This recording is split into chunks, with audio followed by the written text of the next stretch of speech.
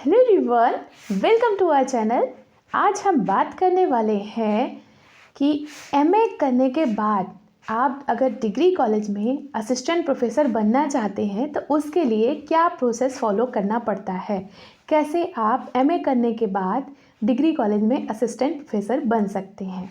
तो ये वीडियो उन सभी स्टूडेंट्स के लिए बहुत हेल्पफुल होने वाली है जो अभी एमए में हैं या फिर जिनका एमए क्वालिफाई हो चुका है और जो टीचर बनना चाहते हैं और वो भी डिग्री कॉलेज में टीचर बनना चाहते हैं। तो अगर आप एमए क्वालिफाई कर चुके हैं या फिर अगर आप अभी एमए में हैं तो जान लीजिए कि असिस्टेंट प्रोफेसर बनने के लिए सबसे पहले आपको यूजीसी नेट एक एग्ज़ाम होता है, नेशनल एलिजिबिलिटी टेस्ट, जो कि एनटीए करवाता है, उसको आपको क्वालिफाई करना पड़ेगा।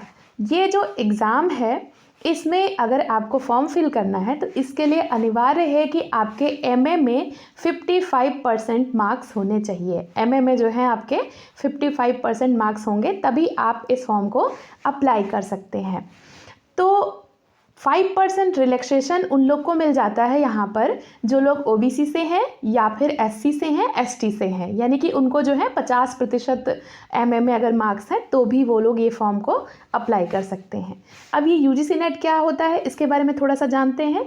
ये एक नेशनल एलिजिबिलिटी टेस्ट है जैसा मैंने अभी बताया, और ये एग्ज़ाम जो है साल में 2 बार, एक तो आपका होता है जून में और एक आपका एग्ज़ाम होता है जो है दिसंबर में। ठीक है, तो 2 बार ईयर में आपका ये वाला एग्ज़ाम होता है और आप इसकी तैयारी जो है चाहें तो आप इसके लिए कोई कोचिंग भी ज्वाइन कर सकते हैं, बहुत सारी ऑनलाइन कोचिंग्स अवेलेबल हैं, या फिर आप जो हैं इसको खुद से सेल्फ स्टडी के माध्यम से भी इसकी जो है तैयारी कर सकते हैं। कितना समय लगेगा इसकी तैयारी के लिए?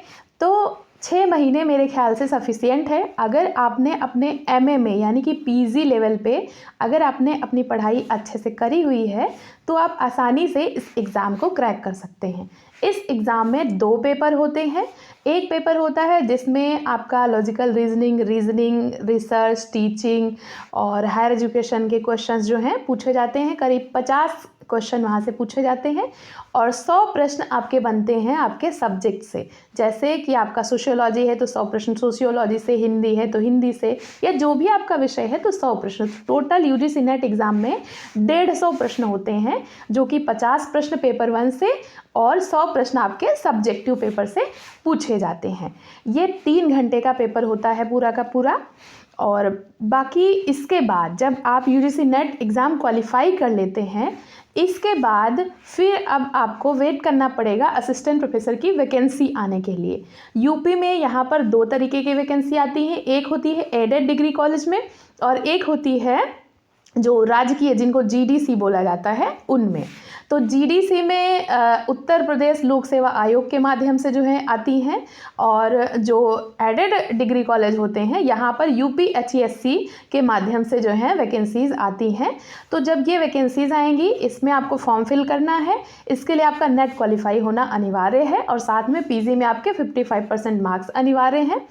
इसका जो पेपर होता है इसमें भी 2 टाइप के क्वेश्चन रहते हैं। 30 प्रश्न आते हैं आपके, जिसमें रिसर्च है, टीचिंग है और इसके अलावा कम्युनिकेशन है, आईसीटी है और आपका इतिहास है, आपका भूगोल है, आपका अर्थव्यवस्था है। तो इस तरीके के यहाँ से 30 प्रश्न आते हैं। 70 प्रश्न आते हैं आपके सब्जेक्ट के, मतलब आपके जो है जो भी सब्जेक्ट है तो वहाँ से 70 प्रश्न आपके आएंगे। तो 100 प्रश्नों का ये पूरा पेपर होता है।